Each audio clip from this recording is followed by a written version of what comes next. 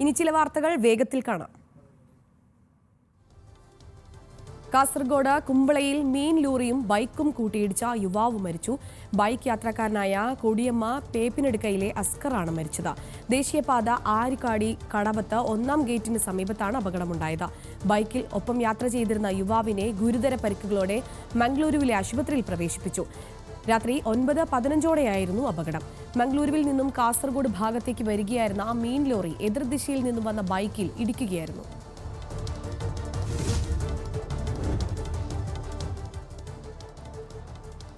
Indian cricket ടീമിന്റെ coach സ്ഥാനത്തേക്ക് എത്തുമോ എന്ന കാര്യത്തിൽ ഇപ്പോഴും പ്രതികരിക്കാൻ കഴിയില്ലെന്ന് ഗൗതം ഗംഭീർ.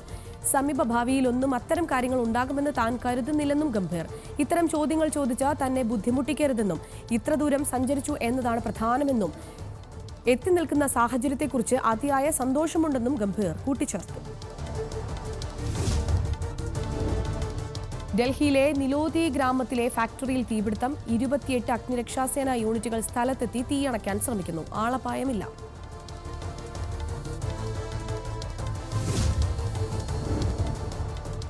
ഒഡീഷയിലെ പുരി ജഗന്നാഥ ക്ഷേത്രത്തിൽ സ്നാനയാത്ര. ചടങ്ങിൽ പങ്കെടുക്കാനെത്തിയത് ആയിരങ്ങൾ.